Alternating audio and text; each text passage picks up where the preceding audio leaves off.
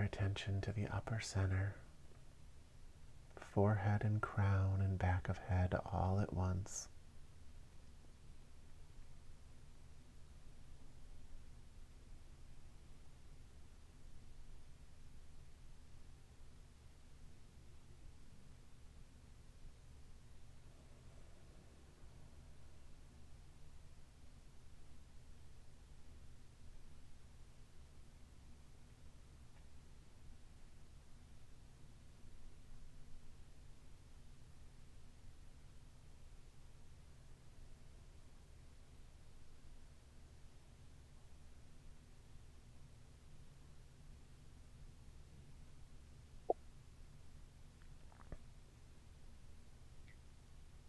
Now on the next exhale, come down to the heart center.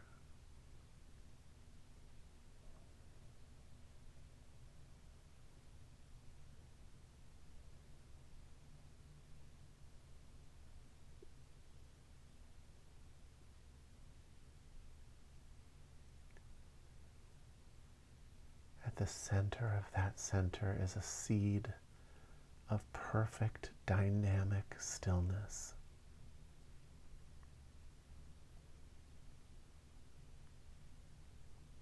Find the center of the center.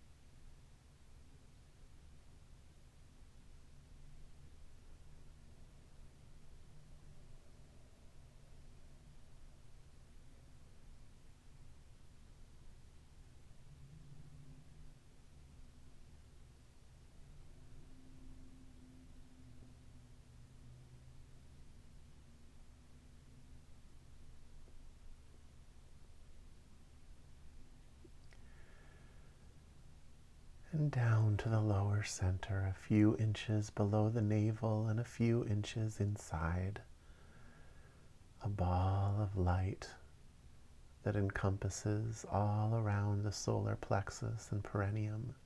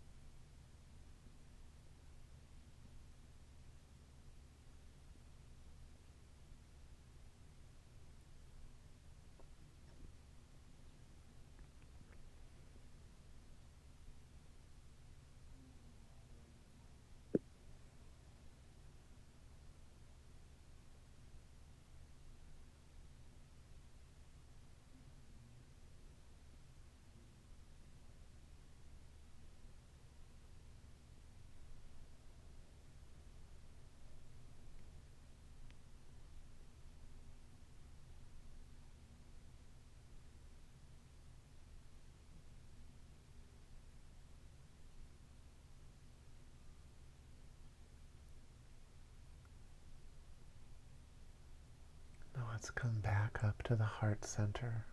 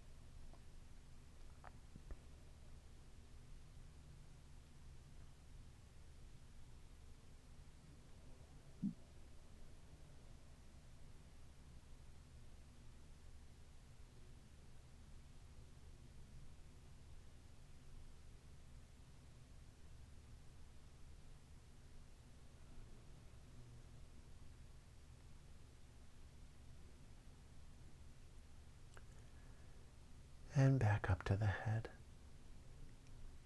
upper center.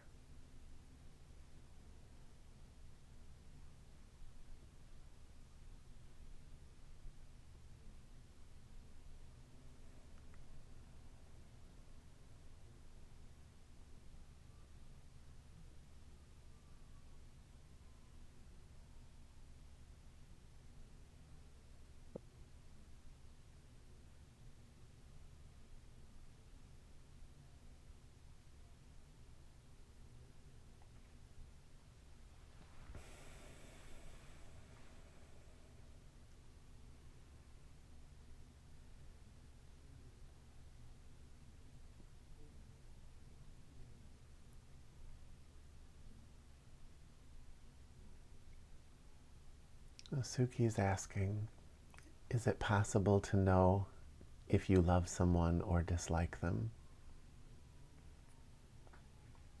I think on some level we all know the answer to that is that you can do both simultaneously.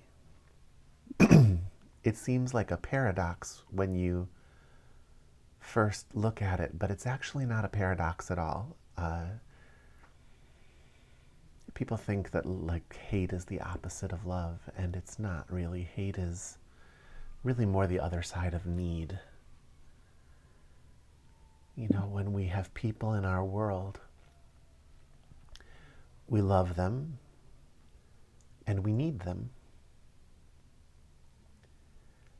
And when they don't meet our needs, then we dislike them because the experience of having them in our life makes our life feel worse. But the longer you've been with someone, even as they're making your life feel worse, you know, you've still spent so much time working things out with them that you have access to your love. And that love is not a feeling of adoration. That's not what love is. Love can actually be very spacious and still.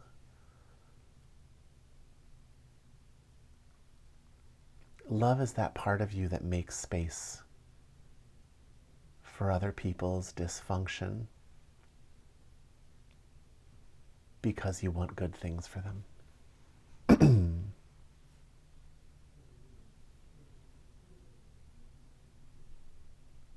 When that's recognized and appreciated, that quality gets even further magnified and becomes a truly spiritual experience. But very few people in this world are capable of truly seeing it and appreciating it for what it is.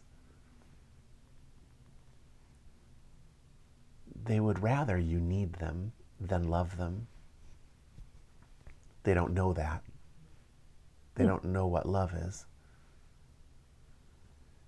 They'd rather you need them because that makes you manageable. That puts you in their locus of control.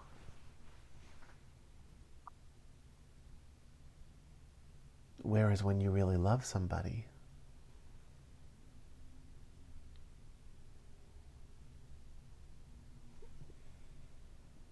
you're not as easy to manipulate. You just want good things for them. But sometimes that good thing is actually the important life lesson that they need to learn by not getting something they want. Sometimes that life lesson is losing you. And that's please don't take that as any kind of hint.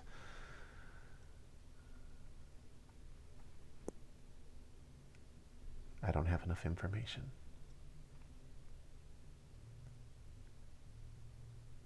But love comes from the part of you that's awake.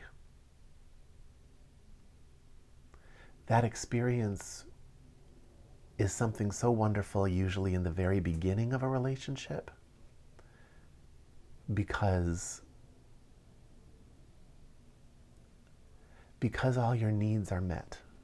You've got a sense at the very beginning of things of positivity, otherwise you wouldn't continue. And so this whole world opens up in front of you and you like the way it looks. And so in that moment, the constant sense of loss, the constant sense of lack subsides. And what's left is just the open consciousness that you all come to a class like this to spend time in. And when we're younger, we don't have a lot of those. The day-to-day of things closes that window a little bit. And then you have to reopen it. Sorry, guys. It closes that window and then you have to reopen it through your own personal growth over many, many, many, many years. And everybody here has gone through that process. And you get to a point where your love just has space for people's dysregulation, for people's bad choices, for people's malfunctioning. Whether or not you choose to continue integrating that into your personal life story is completely up to you. But the part of you that wants to stamp them off the face of the earth because of something you don't like, that part quiets down because you just sort of understand why they are the way they are. And if you don't understand, sit the way I've taught you to sit and just become curious about it. Just open up and ask. Why are they the way they are? Please show me what this looks and feels like from their perspective. And if you just make yourself very flexible, you'll find that consciousness will rearrange you to be able to see it through their eyes.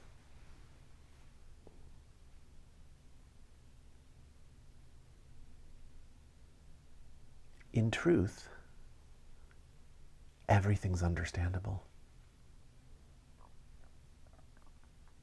Every bad decision anybody's ever made, if you really understood everything that made them them and led up to it, you would understand exactly why that is the decision they're making in that moment.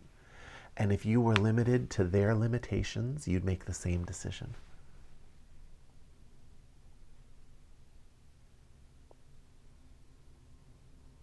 Doesn't mean you like their decision. Their decision might make your life very difficult.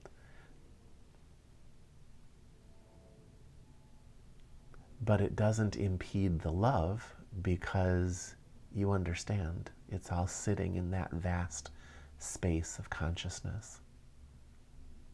It's no different than that example I've always given you that literally comes from Castaneda's books, of a spiritual teacher who ties his student to a chair and walks away.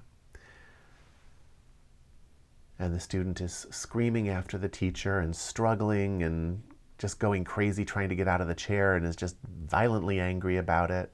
And when the teacher finally returns, he shows the student that he was never really stuck, that he could get out of the chair at any time, that the rope was loose enough to slip around the,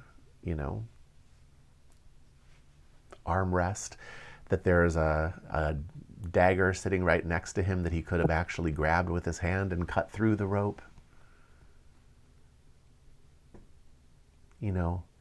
That if he had just relaxed and opened up into that space, all that understanding and resourcefulness would be available to him. But instead, he was so busy responding to the restrictions in the moment, the apparent restrictions in the moment.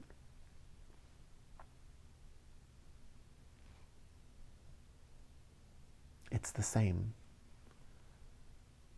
When someone is doing something that is upsetting, rather than kicking and screaming, the trick is to actually go into a state of consciousness. Let everything open back up so that you're well resourced. Ask to understand. And then once you understand, if you can't see solutions, ask for solutions. And be okay with whatever comes.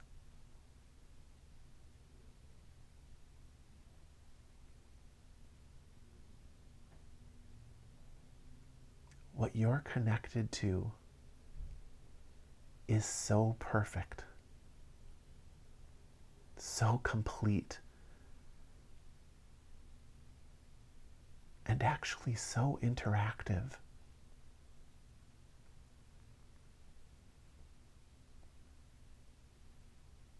You just have to get yourself into a space where you can hear and be willing to ask.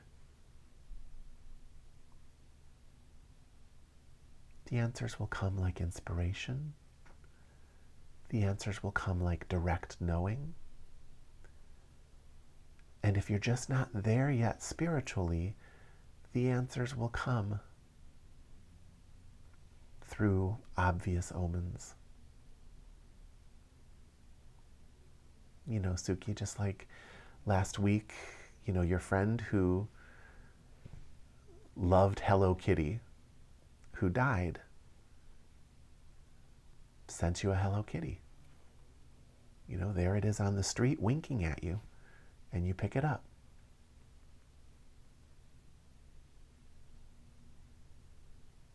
Life is very flexible. Consciousness is very flexible.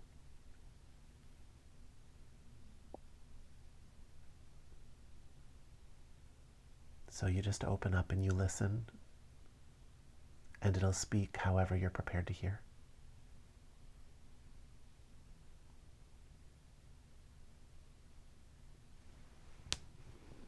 Good.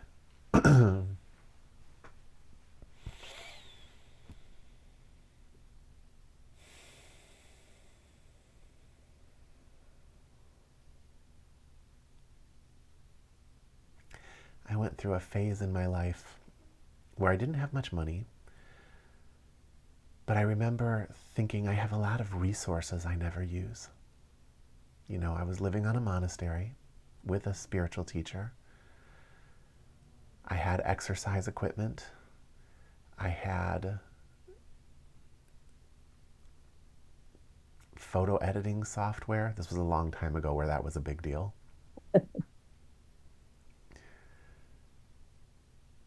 I remember just thinking if I just used all my resources, my life would be completely different. I could be making beautiful things. I could be in excellent shape. If every day I just looked at every resource I had and prioritized making use of every resource I could see, how much further along I'd be. And I remember testing it. I pulled on my teacher more. I meditated more. I made use of the beautiful spiritual environment I was in. I exercised more.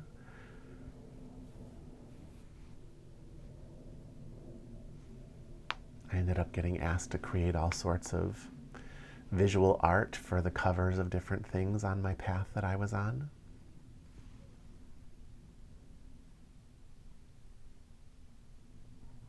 But those of you who come to a class like this, those of you who have done the work at all, who know how to sit down and do what I've shown you to do, and others have shown you to do,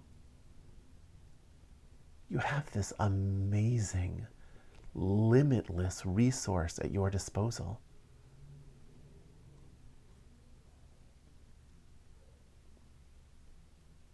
In truth, you can ask it for anything.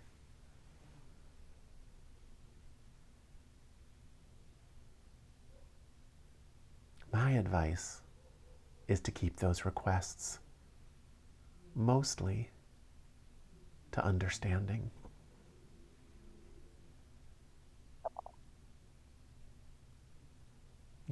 Teach me something about your nature today.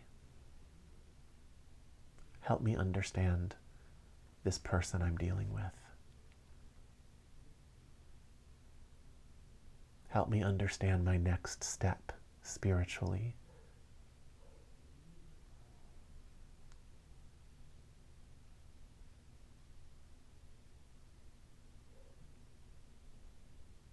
But if you're in legitimate trouble, you can ask for physical things too. Be prepared to take action and follow signs. You've got this unbelievable wellspring singing to you from the top of your head. An ocean of intelligent, resonant, conscious light that is as much yours as anybody else's. It's what you're made of.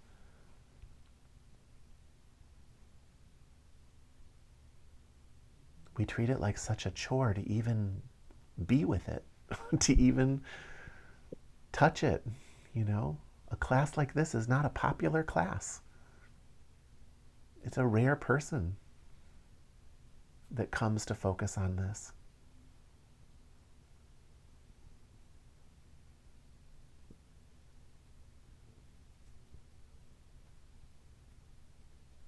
But it can move things in your life, rearrange all sorts of things.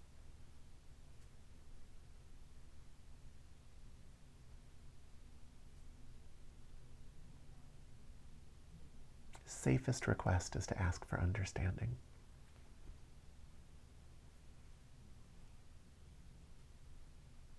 But you learn a lot from mistakes too.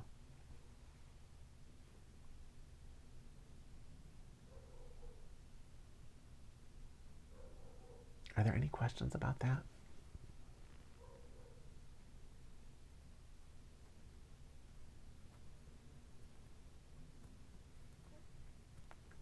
All right, let's go back into meditation.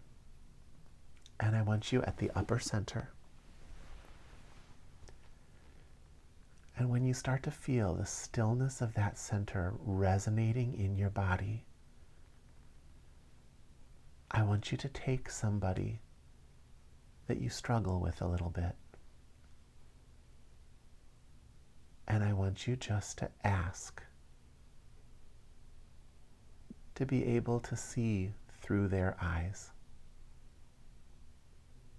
Ask for understanding. What might they be dealing with? Now, I should tell you, the answer that you're shown will be based on the underlying energy story. And so the details that you get will fit beautifully, but they might not be the exact details for the other person. Your body will take that response and it will interpret it through the senses. You know, sometimes I see people's dreams, but when I see their dreams, it's the energy story that's always accurate. The interpretation of it, the scene that they're in, all those little details is not always accurate. If I know the person and I know the scene that they're in and what they're dealing with, then that information becomes more accurate, right? It's filling something that's already built. But just understand that, and understand that it doesn't matter, because it's the energy story that matters in understanding.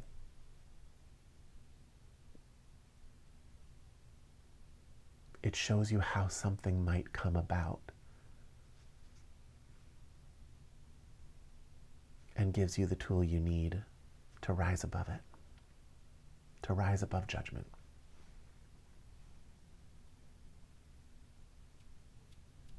Okay, let's do that now. Attention at the upper center.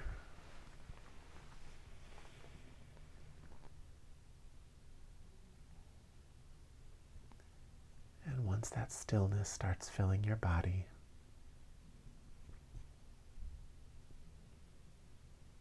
find your person and ask for understanding.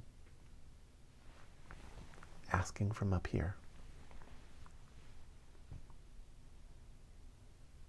And then just wait.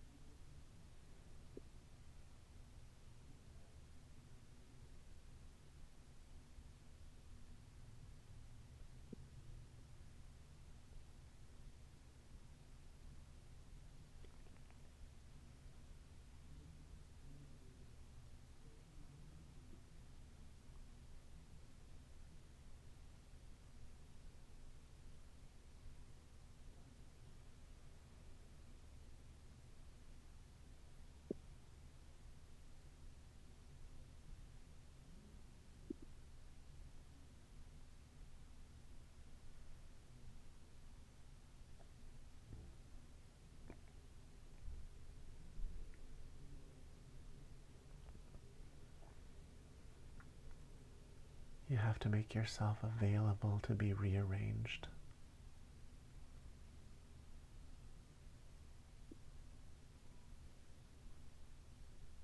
Let consciousness shape-shift you.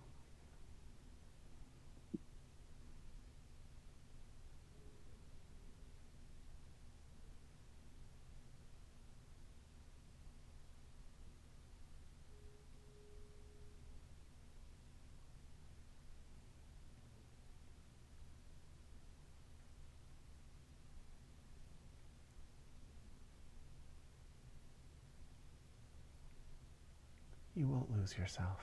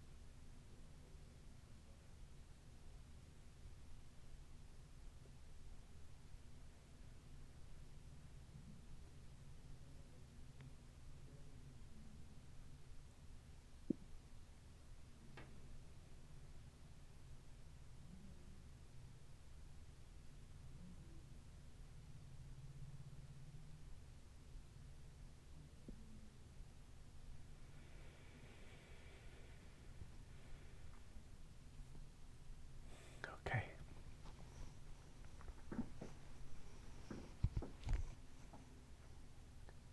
I want you to work with that this week.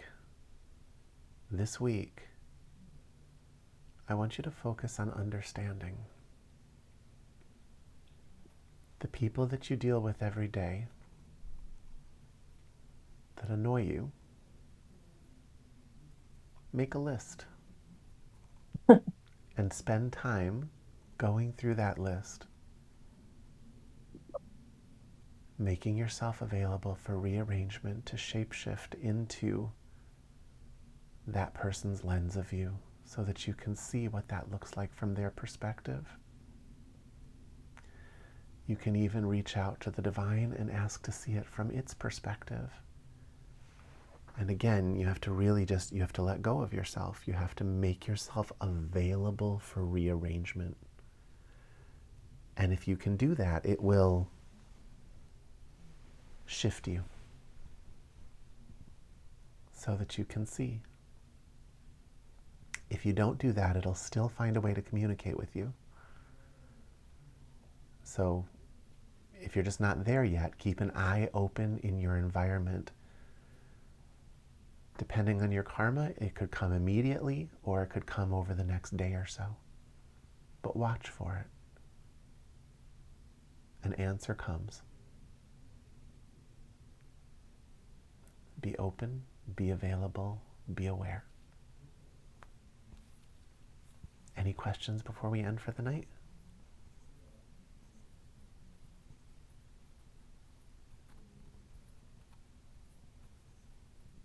All right, everybody. You have a resource.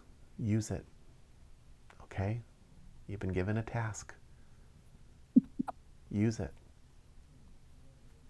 Thank you. Thanks, Liam. All right, guys. Have a good night. You too. Thanks, Liam.